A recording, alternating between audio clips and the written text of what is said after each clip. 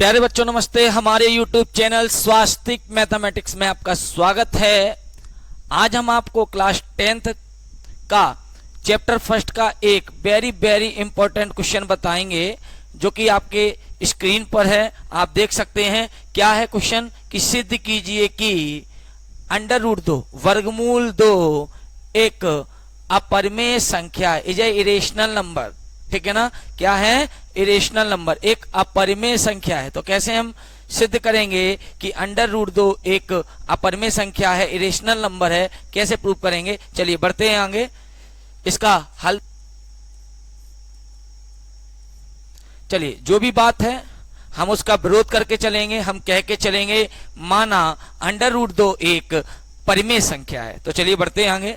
कहेंगे, देखिए वो कह रहा है √2 एक अपरिमेय संख्या है। हमको जो सिद्ध करना है वो ये सिद्ध करना है कि √2 एक अपरिमेय संख्या है। तो वो जो सिद्ध करवा रहा है हम उसका विरोध करते हुए चलेंगे। हम कहेंगे माना √2 एक परिमेय संख्या है। हम उसका विरोध करके चल रहे हैं, जो भी हमको सिद्ध करना है हम कह के चल रहे हैं कि माना √2 एक परिमेय संख्या है।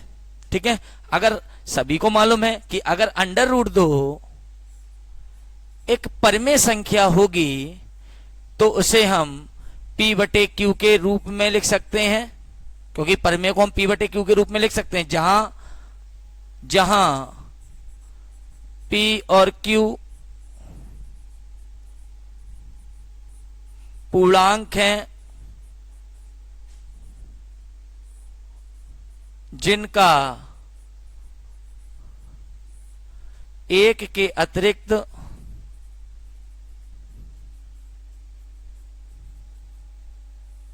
कोई उभयनिष्ठ गुणनखंड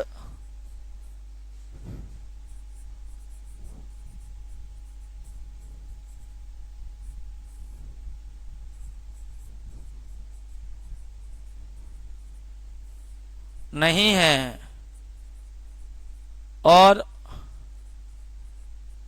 Q does not equal to 0। देख लीजिए, समझ लीजिए, हमें क्या कहना है कि √2 एक परिमेय संख्या है। हम मान के चल रहे हैं कि √2 एक परिमेय संख्या है, और अगर √2 एक परिमेय संख्या है तो हम उसे P/Q के फॉर्म में लिख सकते हैं, जहां पर P और Q पूर्णांक हैं और जिनका एक के अतिरिक्त कोई उभयनिष्ठ गुणनखंड नहीं है। इसका मतलब ये होता है कि P और Q एक के अलावा किसी से भी नहीं कटते हैं।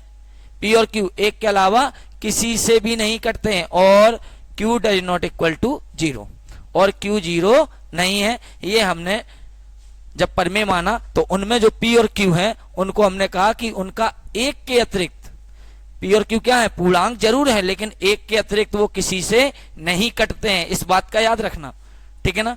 अब देखिए क्या करेंगे, इसके अपॉन में हम 1 मान लेंगे, और देखिए ये भी होल अपॉन है, ये भी होल अपॉन है, ये भी पूरे के बटे है, ये भी पूरे के बटे है। हम क्या कर देंगे, ठीक है, क्रॉस मल्टीप्लाई। क्या कर देंगे? Cross multiply. P का जब 1 में मल्टीप्लाई होगा 1 में तो P1 जब P हो जाएगा, और √2 का जब मल्टीप्लाई होगा Q में तो √2Q हो जाएगा। देख लीजिए, P का जब 1 में मल्टीप्लाई होगा तो P हो जाएगा, और √2 का Q में मल्टीप्लाई होगा तो √2Q हो जाएगा। ठीक है, बढ़ते हैं आगे।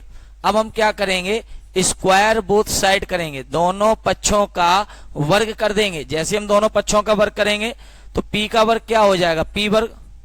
अब यहां पर भी एक ही पद है, जब एक पद का वर्ग होता है तो उसका वर्ग आप इस तरीके से कहेंगे √2 का स्क्वायर 2, और Q का स्क्वायर क्या हो जाएगा? Q स्क्वायर हो जाएगा। ठीक है, अब जरा ध्यान से देखिएगा। फाइनली आपको ये इक्वेशन मिल गई है, ये समीकरण आपको मिल गया है। अब आप ऐसे कहेंगे 2Q वर्ग। क्या कहेंगे? 2Q वर्ग, चूंकि हम जानते हैं कि 2Q वर्ग 2 से विभाज्य है। देखिए क्यों है, देखिए 2Q वर्ग है, आप 2 से इसको कैंसिल करिए, 2 से कैंसिल हो गए, तो कहेंगे 2Q वर्ग 2 से विभाज्य है। इसलिए बताइए 2Q वर्ग किसके बराबर है? P वर्ग के। तो 2Q वर्ग अगर 2 से विभाज्य होगा तो ये किसके बराबर है? P वर्ग के बराबर है। तो P वर्ग भी दोनों आपस में बराबर हैं। अगर ये 2 से विभाज्य है तो ये भी 2 से विभाज्य होगा, तो कहेंगे p वर्ग भी 2 से विभाज्य होगा।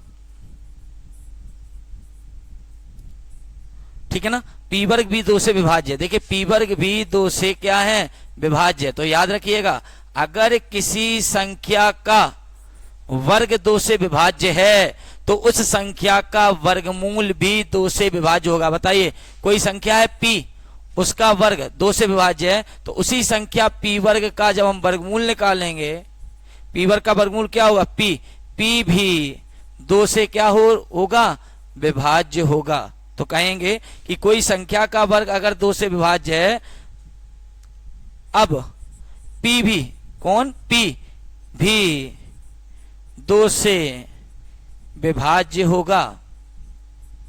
क्यों, अगर किसी संख्या का वर्ग 2 से विभाज्य है तो उसका वर्गमूल, p वर्ग का वर्गमूल p भी 2 से विभाज्य होगा। अब बताइए p किससे विभाज्य है, 2 से, तो हम कहेंगे माना p बराबर 2r। अगर 2 से विभाज्य है तो हम उसको p को मान लेंगे कितना, 2r, और इसे ले जाकर हम p का मान जो 2r है उसे हम समीकरण किस में रख देंगे, 1 में रखने पर।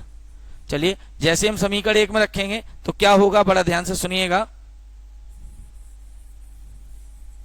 जैसे हम इसको ले आके समीकरण 1 में रखेंगे तो क्या होगा, बड़ा ध्यान से सुनना। चलिए, p का मान रखिए 2r। ये देखिए समीकरण 1 में p का मान 2r, उसका क्या करना है, वर्ग करना है, बराबर 2q वर्ग, 2 का वर्ग कितना हो गया 4, r का वर्ग कितना हो गया r वर्ग, बराबर 2q वर्ग, 2 दूनी 4।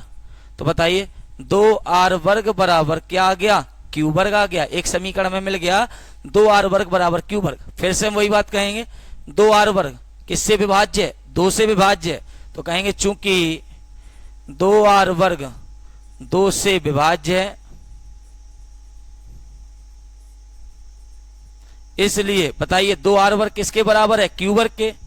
q वर्ग भी 2 से विभाज्य होगा। अगर q वर्ग 2 से विभाज्य है तो q वर्ग का वर्गमूल q भी 2 से विभाज्य होगा। अब q भी क्या होगा, 2 से विभाज्य होगा। अगर q भी 2 से विभाज्य है और p भी देखो 2 से विभाज्य है, यानी p भी 2 से विभाजित है, भाग जाता है, q में भी 2 से विभाज्य है, 2 से भाग जाता है। आप देखिए मैंने क्या माना था, जहां p और q क्या है, पूर्णांक हैं जिनका एक के अतिरिक्त अन्य कोई उभयनिष्ठ गुणनखंड नहीं है, यानी p और q एक के अलावा किसी से नहीं कटते। लेकिन यहां पर क्या आ गया, p भी 2 से विभाज्य हो गया, p भी 2 से कट रहा है, और q भी 2 से विभाज्य हो गया, q भी 2 से कट रहा है। ठीक है ना, तो आप क्या कहेंगे, इससे स्पष्ट है कि p और q का एक अतिरिक्त उभयनिष्ठ गुणनखंड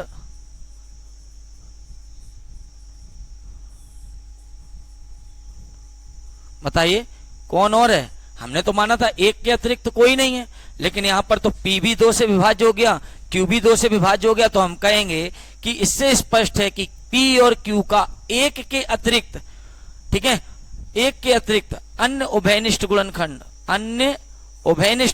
कौन और है, 2 है। कौन है, 2 है, जो कि हमारी पूर्व अवधारणा के विपरीत है। आप देखिए मैंने क्या माना था, p और q का एक के अतिरिक्त अन्य कोई उभयनिष्ठ गुणनखंड नहीं है, लेकिन हमने क्या पाया कि p और q का एक के अतिरिक्त अन्य उभयनिष्ठ गुणनखंड कौन है, 2 भी है। ये देखिए स्पष्ट है कि p और q का एक अतिरिक्त अन्य उभयनिष्ठ गुणनखंड कौन है, 2 है। तो हम कहेंगे यह हमारी पूर्व अवधारणा के, जो हमने पहले माना था, पूर्व अवधारणा के विपरीत है।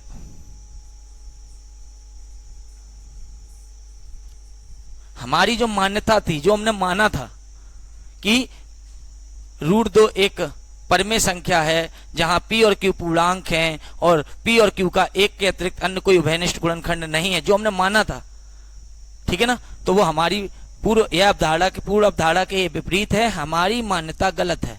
हमारी जो मान्यता थी, जो हमने माना था, मान्यता गलत है। अतः क्या कहेंगे, रूट 2 क्या कहेंगे, अतः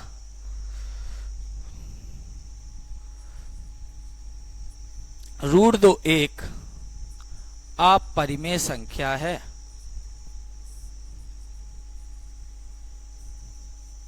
ठीक है ना, समझ लीजिए। इसी तरीके से आप रूट 3 का, रूट 5 का, रूट 7 का, रूट 11 का कंप्लीट करिएगा। आपके सामने पूरा क्वेश्चन मैंने अच्छे से सॉल्व कर लिया है, देख लीजिए, समझ लीजिए। कोई भी दिक्कत परेशानी हो तो कमेंट करिएगा।